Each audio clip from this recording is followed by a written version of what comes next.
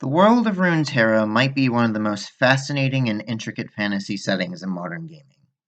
While League of Legends is commonly associated with its wildly popular competitive scene, Riot Games have been taking great strides in recent years to flesh out their world and the characters that reside within, even going so far as to reboot the entire story in 2015. While this push for a deeper narrative has been widely appreciated by the game's lore community, the results have been controversial at times. With a retconned world came the need to retcon characters. Riot has made a substantial effort in the last few years to reimagine the backstories of League's iconic champions to fit them into the new lore, but not every change has been met with positive feedback. Let's face it, no writer is perfect and hindsight is 2020, so a number of characters throughout the years have been left with less than stellar backstories compared to most of the roster. Still, it is my firm belief that criticism should always be supplemented with suggestions and feedback for improvement, which is what we're here to discuss today.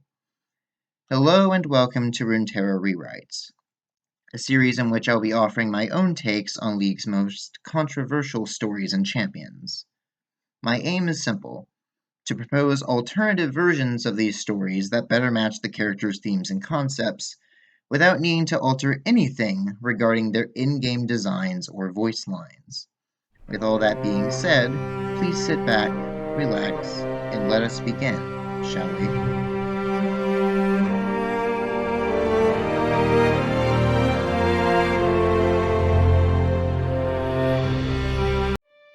In Noxian high society, it's well known that most fortunes are won through blood. But this holds truer for none but the mysterious hemomancer known as Vladimir. Belonging to no major clan, and with much of his history obscured, many question exactly how and when this eccentric man rose to power. What few suspect, however, is that Vladimir's history predates even that of Noxus itself, and his bloodline holds more significance than any aristocrat in the Empire. Once, Vladimir was a prince of Camavor, brother to the king himself, and held arguably just as much sway. A gifted politician, well versed in the more dubious aspects of the royal court, Vladimir served as one of his brother's closest advisors. Though the realm of politics was a delicate one, filled with subterfuge and betrayal, Vladimir thrived in this environment. In time, he even came to enjoy pitting overly ambitious nobles against each other, viewing assassinations and blackmail almost like an elaborate high-stakes game of sorts. However, amidst all the schemes and subterfuge, Vladimir discovered an even darker plot stirring. A minor noble, whose territory lay near the coast, had begun communing with someone or something across the sea in a bid for power.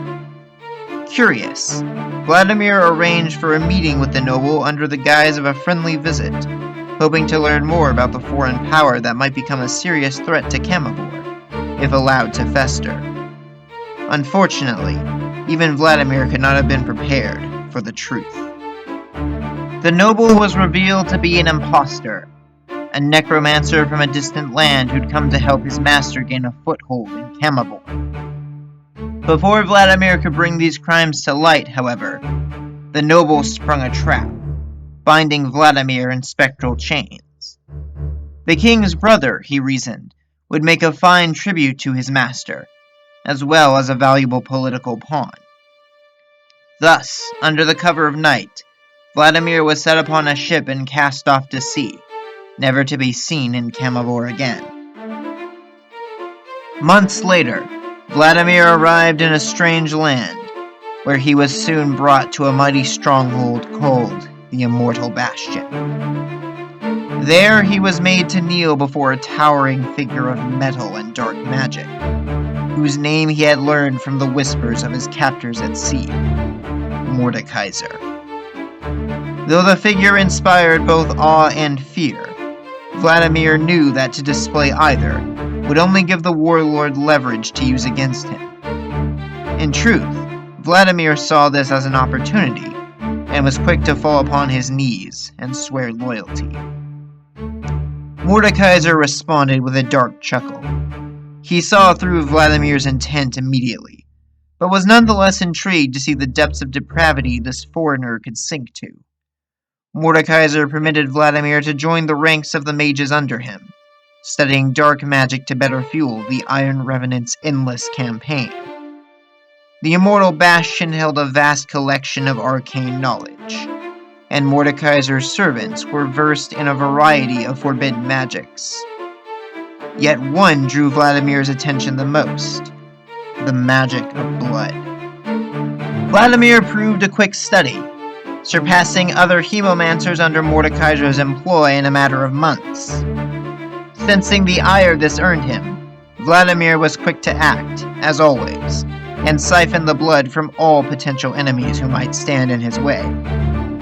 His years of experience in Camavor did not fail him, and Vladimir was quick to see the shadowy games being played in his new lord's stronghold. Among Mordekaiser's ranks, a rebellion was stirring, instigated by a cabal of witches led by an ancient pale sorceress. Soon enough, the cabal reached out to Vladimir, and though the exact details of that exchange remain a mystery to all but those present, the rebellion was a success. Mordekaiser was banished back to the realm of death, and from the remnants of his regime, a new nation was born, the Empire of Noxus. Shortly thereafter, Vladimir vanished from the public eye, and many presumed him long dead. Centuries later, a man calling himself Vladimir appeared in the upper echelons of Noxian society, seemingly overnight. Accompanied by a small but immensely loyal group of mages, Vladimir's influence quickly grew, as did his followers. With Jericho Swain's rise to power and the establishment of the Tritherics, Vladimir can see the scales of power shifting once again, and he aims to tip them in his favor. To what end, however, none know but Vladimir himself. One thing is certain, though. To stand against him is a path that can only end in blood, and Vladimir can't wait to add you to the ever-growing collection that runs through his veins.